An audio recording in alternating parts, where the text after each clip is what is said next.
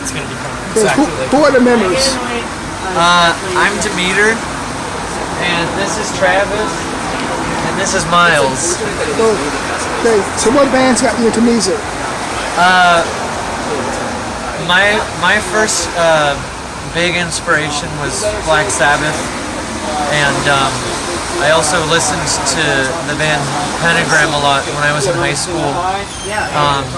And my best friends and I were interested in kind of like heavy psychedelic rock bands like Pink Floyd and Blue Cheer, and we just wanted to play,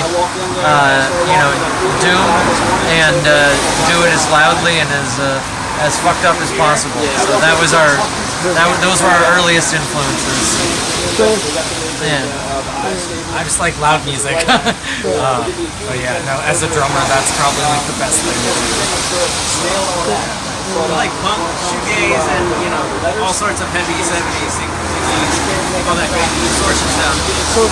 So how about small band history? Sorry? How about band history? Okay, yeah, sure. So Druid Stone's been happening for a very long time. I began doing Druid Stone with my friends in high school, which was 2010, 2011. We were originally playing in like a punk band under a different name, and then we really started to get turned on to heavier, kind of more darker ideas and riffs and melodies, and we eventually changed our band to Druid Stone, and we were active for a short time because we were, knucklehead teenagers who were interested in doing bad stuff, so we really didn't pursue the band as we could have and as we had the talent to do.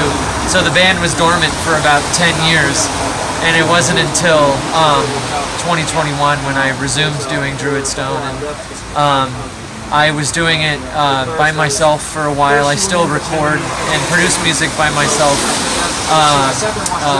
primarily. But from the years between the second active period from 2021 until now, the band has been performing and touring more, and that's how we eventually arrived at today's date. And Travis and Miles have been in the band for about a month and a half now. No, I think right now it's like literally today is a month. Yeah. Today is a month. Cool. It's a magical occasion. Cool. So how life back in Virginia? Sorry, what? How is life in Virginia? It's okay. It's a pretty conservative place, which is not so good. But where I live and where I grew up in a town called Herndon, I was lucky to be able to build a community space with my friends, and we have DIY events whenever we're able, and a place where people can gather, especially like young trans and queer people, and trans and queer people of all ages as well. So that aspect of it is nice. It feels pretty desolate outside of that, but it does make the motivation behind my music a lot more palpable, that circumstances don't feel favorable surrounding me. So, is it hard touring a trans band? Yes, it is. And we've had members, that have been trans, that have been non-binary, that have been cis. But I guess speaking for myself, it's it's really difficult because I never know when I'm gonna find a reliable bathroom or a safe one. That's usually the trickiest part.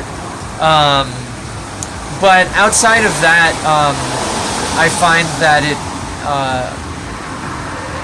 it kind of creates a magnetism to meeting more people that I'd get along with and that I'd have a sense of understanding with. So that aspect of it is nice despite the hardship. Cool. So what club and what bands have you played with?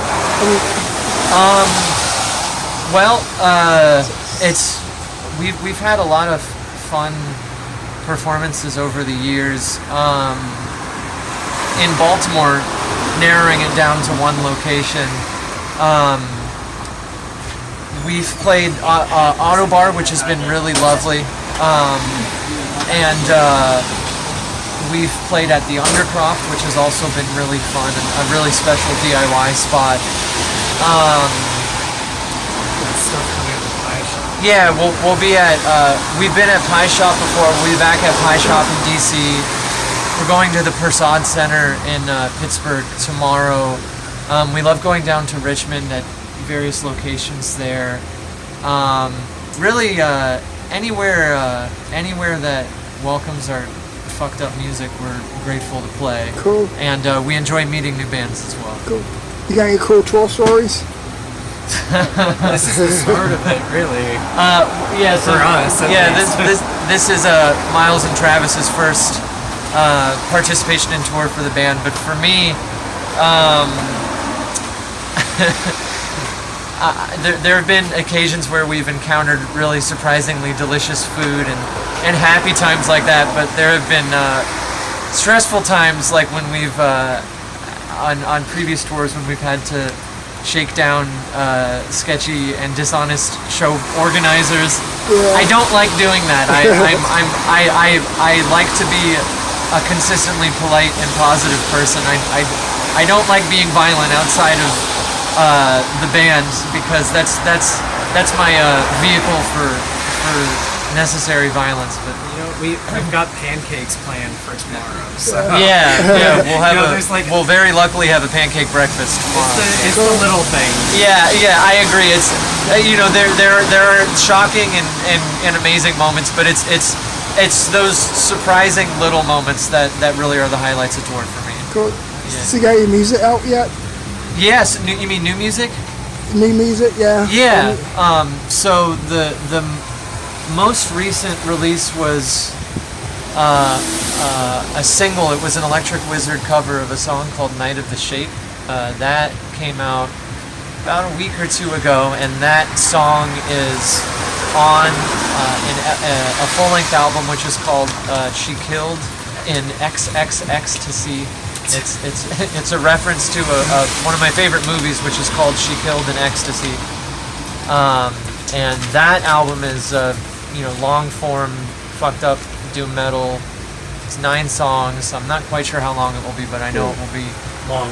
obnoxiously long, Yeah. provided that it's 9 songs and they're all long form. But the production is finished for that album, and it's now in the mixing stage with a very cool and good friend of mine in Belarus named Ilya. He's mixing it, and he and I will be done probably in a month or two, and then it will be mastered and it'll be out. So I'm really excited.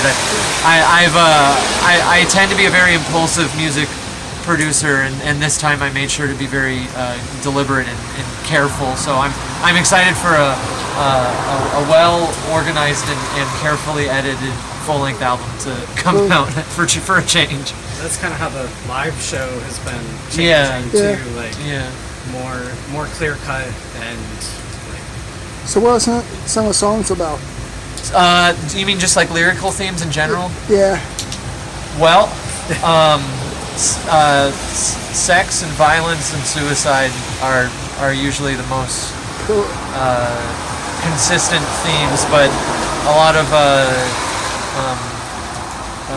political frustration comes in and out of the songs as well, talking about life as a transsexual, things like that as well. Cool. a lot of power. So yeah, you got any videos out? You mean like music videos or like performance Music videos. Uh-huh. Not really, no. A friend of mine named Chandler, who was in Australia but now he's out in Tokyo, he has a film production and editing enterprise called Gray Area Films.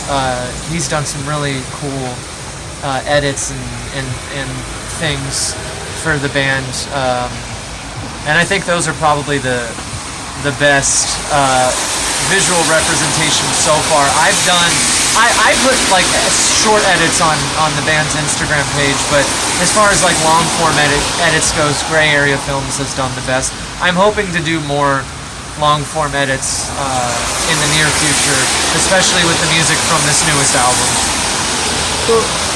So I heard you collect videos. VHS tapes. Oh yeah. And in fact, there's a video store, which I wish I'm envious of Baltimore residents who are able to rent videos from here, because I'm really fascinated with retro media. I was born in 1994, and so I caught the tail end of that kind of golden era of retro media growing up, and I'm really fascinated with VHS tapes in particular and old video game consoles. But my favorite genre, generally speaking, of films is like retro kind of sleaze and sexploitation and stuff. Like stuff that was made in like Spain and Germany and Argentina in the 60s and 70s. And the video store next door has all of it, which I wish I could rent from there. I'm not able to because I don't live in the city, but I really wish I did so that I could rent from there frequently. I have some friends that have memberships, and I always love to hear what they rent from that store. So. Cool. Yes. So I heard you like graveyards. Graveyards? Oh yeah. I'm very fond of cemeteries. Favorite cemeteries. That I've been to. We live right next to one. Yeah. So Travis and I both live in Herndon. We're like 2 minutes from each other, and there's like the oldest graveyard in Herndon right there. Yeah, it's called Chestnut Grove. There are a lot of really old graves that I enjoy. I'm fond of being disrespectful to graves of people who were very bad, and I'm fond of being respectful and avoiding graves of people who were good. I'll put it that way. But my favorite cemetery that I've ever been to and seen, when I was in my early 20s, I lived in Richmond for a few years, and there's a fantastic cemetery called Hollywood Cemetery down there, and that's always been. I'm touring has been my first opportunity for traveling in my life, so I'm now starting to see more cemeteries. So I'm still pretty novice when it comes to traveling, but and things that I've seen. But I'm looking forward to seeing new We'll probably ones. see a whole lot more. Yeah, or old ones rather. Yeah. You ever been to Greenmount Cemetery? I've never been, but I've heard a lot about it. It's on the list now. Yeah. Cool. So you got any future plans? Any what, son? Plans for the future? Yeah, so the new album, as soon as that's mixed and mastered, the release of that album is the biggest plan for the short term, and then the three of us are just consistently planning any tours that we can afford to do, like especially doing weekend tours, going up and down the East Coast, trying to get as far into the Midwest, but going into like the next year or two. My goal is to finally make it out, to not specifically to California, but like out west and back. Yeah. Cool. Any last words? Any last words for y'all? Oh yeah, Doom. Hail Satan and fuck the establishment. Cool. Yeah. Right. Thanks, Billy.